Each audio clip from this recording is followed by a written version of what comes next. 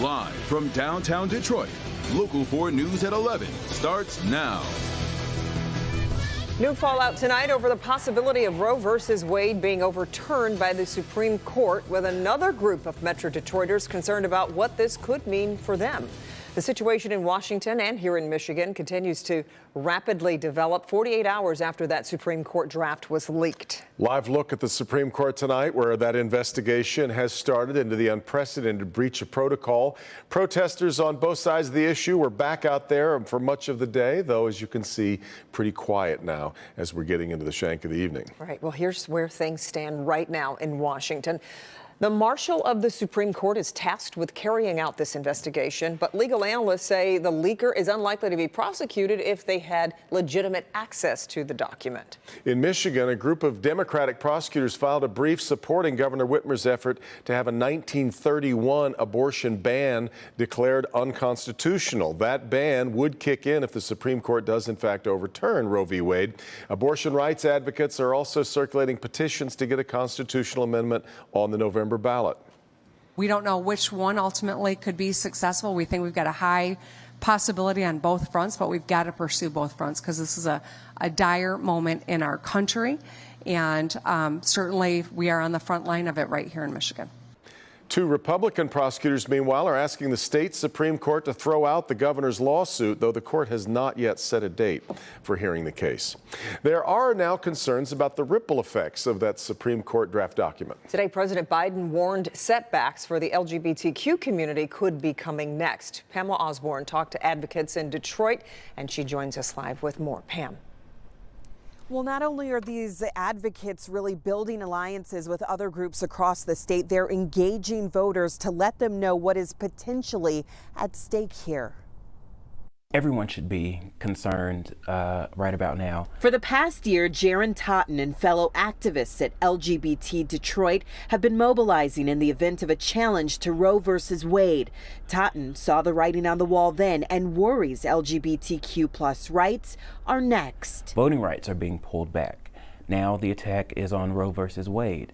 And sure enough, the attack will be on marriage equality. What are the next things that are going to be attacked? On Wednesday, President Joe Biden expressed a similar concern. What happens if you have a state changes the law saying that children who are LGBTQ can't be in classrooms with other children? Is that legit under the way that the decision is written? In 2015, the Supreme Court ruled making marriage equality a reality for all Americans. In the past, Justices Samuel Alito and Clarence Thomas have called for reviewing the landmark ruling. It's scary. It's scary thinking about how everybody is not equal, how everybody doesn't have the same liberties, the same freedoms. Tiana Burton knows there's no time to waste if they're going to protect the steps forward that have been made. That's not a privilege of ours to be able to sit and wait on different outcomes. We have to be ready. It's rapid response. And they, of course, are paying very careful attention to the upcoming midterm elections here in the state. That's because in Michigan, there are candidates running for office who say should they be elected or get one of these seats, they would make sure that they would introduce legislation that would not allow classroom discussions of gender identity or sexual orientation. So again, advocates, activists here really wanting people to know and understand that these elections, these midterms are extremely important in what happens in this state for the rights of all Michiganders. Reporting live tonight in Detroit, I'm Pamela Osborne, Local 4. Hey, Pamela, thank you. In more news tonight, a 4-year-old little boy is expected to make a full recovery after being shot in a home downriver. Police say the boy's uncle was on the second floor of a Taylor home when he accidentally fired his gun. The bullet went through the floor, hitting the 4-year-old on the first floor. Police say there has been conflicting information from the family, and they say his mother drove him around for hours instead of just taking him to the hospital. All of this is still under investigation. Family of Paul Whelan protested outside the White House today, hoping to get the attention of the president. The Novi man has now been detained in Russia for more than 3 years on accusations of being a spy. Whelan's sister was part of a group of 19 who gathered in Washington calling on the White House to do more to secure the release of their loved ones being held overseas. Among the group, The father and sister of Trevor Reed, the former Marine who was released last week by Russia in a prisoner exchange. Reed's release put the spotlight back on Whelan. I call on the administration to meet with us all, to use every tool at their disposal and reunite our families. Elizabeth Whelan says she talked with Secretary of State Antony Blinken on the phone on Saturday, and she says that he told her Paul's release remains a top priority. Well, now to quite a grim milestone reached at stunning speed. The United States has surpassed 1 million deaths from the coronavirus. It happened just 2 years and 3 months after the country confirmed its first COVID case. That's according to an NBC News analysis. Deaths have slowed in recent weeks, but about 360 people are still dying every day. Here in Michigan, cases are going back up. The state is reporting 18,945 new cases over the past 7 days. That's about 2,700 cases per day. And sadly, we've lost another 62 lives.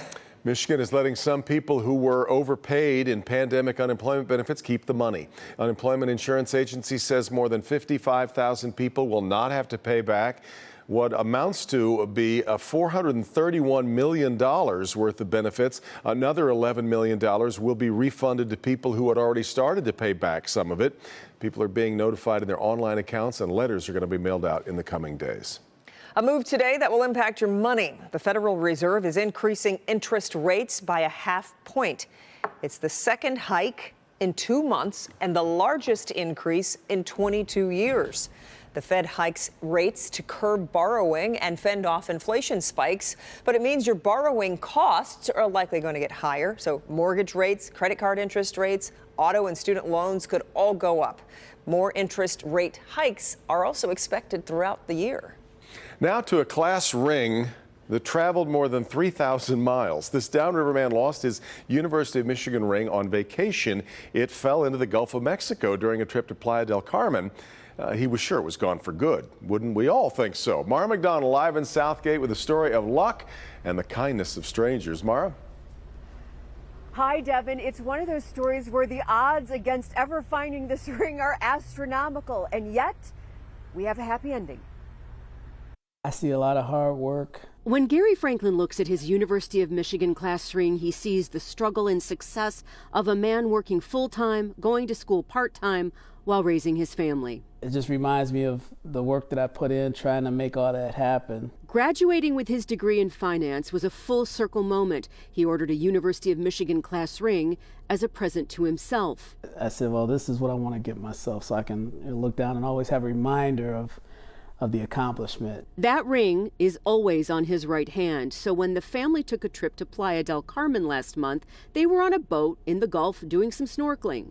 All of a sudden, I could feel the ring just sliding off my finger.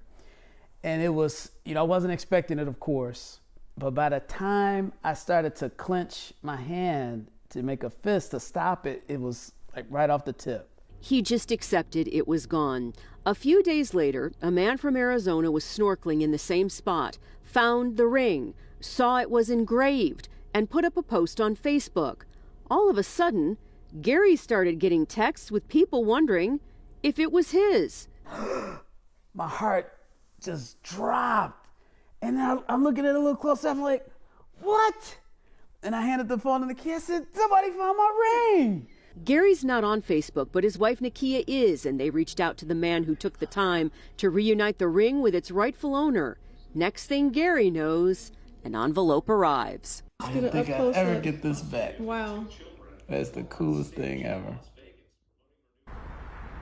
Back here alive, Gary says normally that ring fits really snugly on his hand, but he wanted to get in really good shape to go to Mexico, so he went on this big diet and fitness regime and lost 15 pounds. I told him I think it's a sign from above that maybe he needs a couple more carbs if he's going to keep that ring on the finger. We're live in Southgate tonight. I'm Mara McDonald. What a story. Also a good thing it wasn't a Buckeye who found it. Otherwise, it would still be lost at sea. Yeah. All right, Mara. Really great story. All right, a group of teens under investigation for potentially blackmailing a Michigan teacher. And what they did could have landed that teacher in jail for a long time. Also, Paul's forecast, how's that checking out?